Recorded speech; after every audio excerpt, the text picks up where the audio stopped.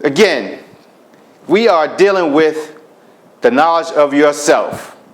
Who are you? I told you who I was, so now we ask the question, who are you? If you remember the movie Malcolm X with Denzel Washington, in the beginning of the movie, in the opening scene, he was trying to be other than his own self. Yeah, he is. Hey, fix to get that first compliment on, eh, homeboy? Break every step of the way. You gonna flip? That's right. Watch your lip there. 'Cause you may sip. All right. Man. Looks white, don't it? As you see, he was putting a perm in his hair, back then called a conch. And as a matter of fact, he burned himself or painted himself as some of us do today. We made with our hair, or we burning ourselves for a tattoo. Back then, nothing has really changed. So basically, this was something that he had did, trying to be other than his own self in the Malcolm X movie. Now, in the Malcolm X movie later on, he's kind of used to the perm. It's not burning him as much. And he meets a new brother in jail. In the jail, basically, the brother's asking him, he says, well, brother, who are you? He turns around to ask him, who are you? Man, who are you? No, the question is, who are you? Now, the people that we are, we have a force or energy system within ourselves. Within ourselves, we have electricity. We may not think of it. When we walk across a rug and go turn off an electric switch, we can feel it. So this electricity is generated within ourselves because we do have iron within ourselves.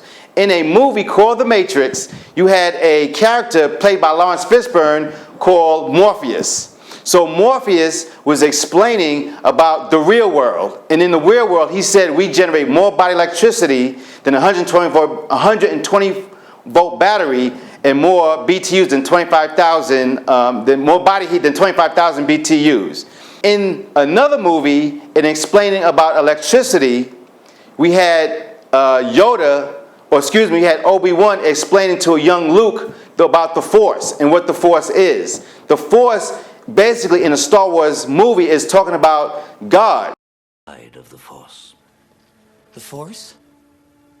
The Force is what gives the Jedi his power. As a matter of fact, in religion or in the Bible, the oldest word for God in the Bible and otherwise, and even in ancient Egypt and on the planet Earth, the oldest word for God is El. The oldest word for God in science is actually Elok Tron. So in Hebrew, we say Elah, Elohim, Elok, or Ilah.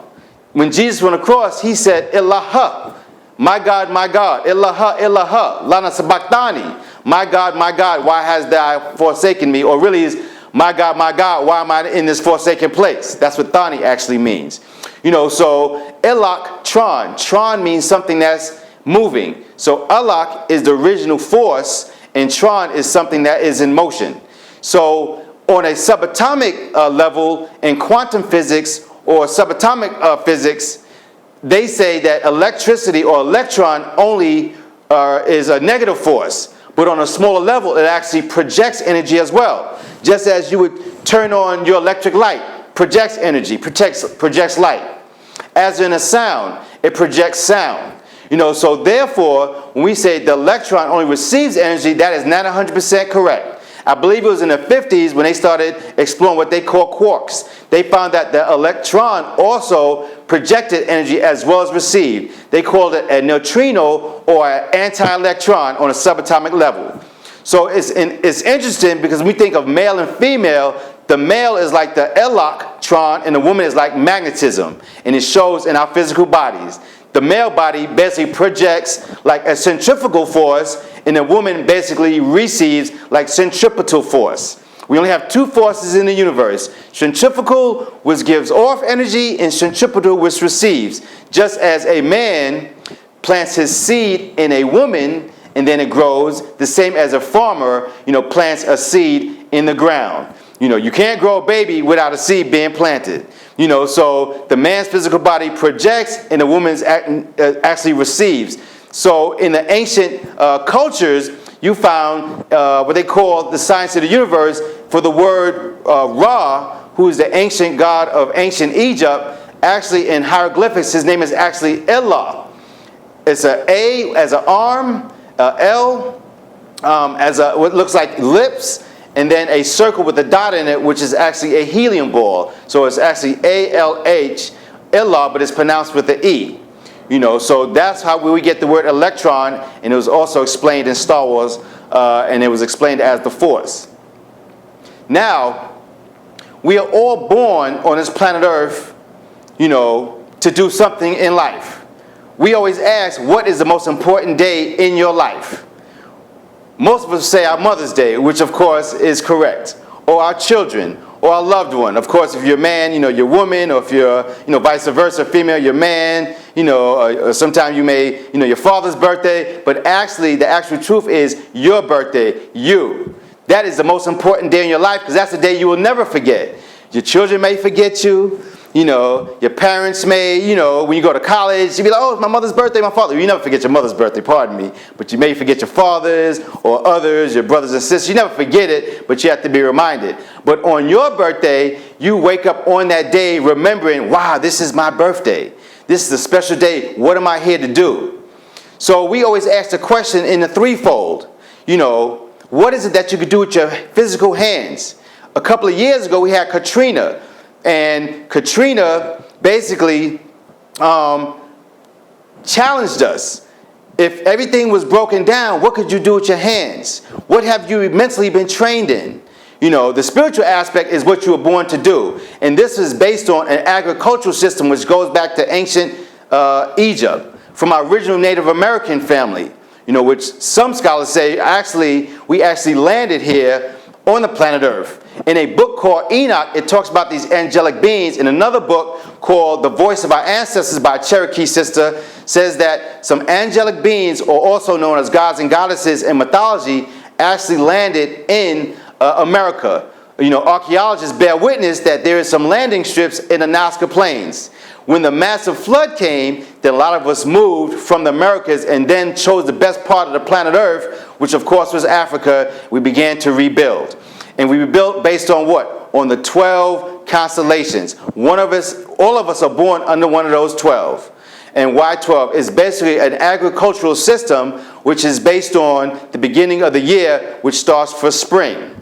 Spring, basically starts with the ram. The ram is protector of the family. You have a ram, a sheep, she, and lamb, which is the child.